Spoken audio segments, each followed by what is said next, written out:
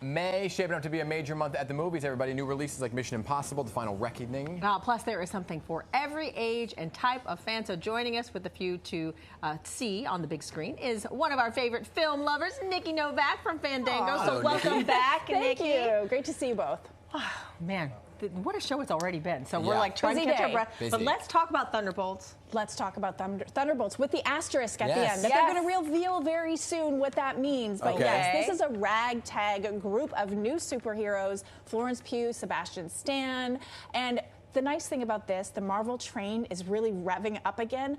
Critics and audiences are both loving this. It's certified fresh on the tomato meter at 85% and verified hot by audiences in the 90s. So people are really loving this film. Yeah. Okay, good stuff. We recently had Billy Burke on the show, by the way. He was here to talk about his upcoming film, Friendship. Yes. And he was great. He was great to talk to. So what's this about and how's it doing on Fandango? Okay, well, this one is actually 91% on the tomato meter. So critics are loving this one, too. It debuted at the Toronto Film Festival last year.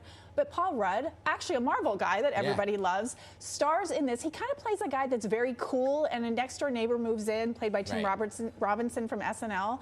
And he's not quite as cool, and they become friends, and then Paul Rudd breaks up with him. This is what happens when you break up with your friends, and the friend is not having it, so it gets a little dark. It's like me and Ben.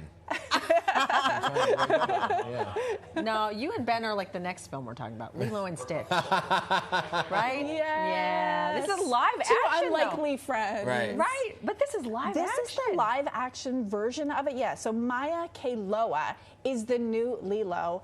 She was 6 years old when she filmed this.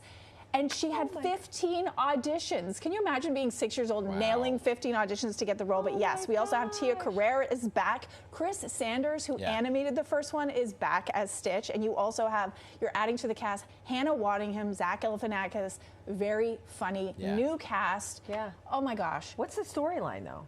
It's a remake of the 2002. Oh, it's just live action. Yeah, and it looks incredible. I think fans went crazy when the first trailer dropped and they saw how Stitch looked, because sometimes it's like, how's it going to look? Right. And I think people are just. That's how people were in The Lion King. They had the thing with The Lion King remake, and then they were like, how's it going to look? Which ended up being visually stunning. It was great. Yeah, but this one is super anticipated. I mean, I think it's going to have a big opening weekend on Memorial Weekend. Speaking of big openings and things that people are anticipating, Mission Impossible: The Final Reckoning. Yes, which is also opening the same weekend, so I'm calling it like the new Barbenheimer, where you can go do a double feature, where it has the broad appeal to different generations. But yes, The Final Reckoning. We noticed the final in the title. Yes, exactly. Is it though? Well, I asked Christopher McQuarrie, the director, a couple of years ago when the last one came out, is this the last one? He said no, there's more, but it really seems like they've changed their tune.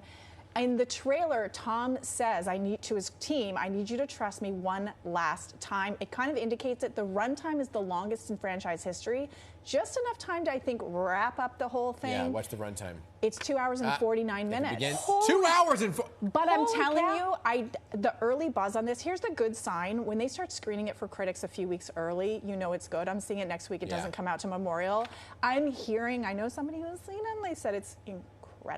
I can't wait to see it then. I can't do a 3-hour movie. I just can't. I think this one's going to fly by, though, because you know Tom with the stunts. It's just he's always hanging off a plane.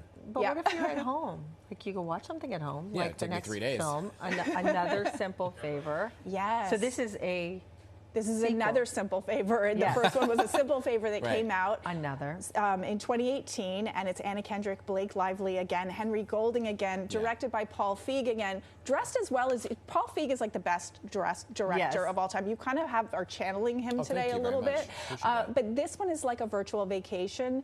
It picks up 5 years after the last one. If you remember the last one, Blake Lively's character was arrested in the last one. At the beginning of this one, she's out and she's going to Capri and she's getting married, and she's bringing Anna Kendrick along with her as her maid of honor, and of course there's going to be twists and turns. So bizarre. Yeah, it's an over the top, but it's visually beautiful. Is she getting a bunch of press questions about what's going on with the other thing? I think she's just, I don't know if she's doing a ton of interviews. I think it's, stepping on the red carpet, taking photos. Gotcha. Okay. All right. Well, thanks so much. Great to have you. So excited. Great dress. Thank you. So many films to look at. All right.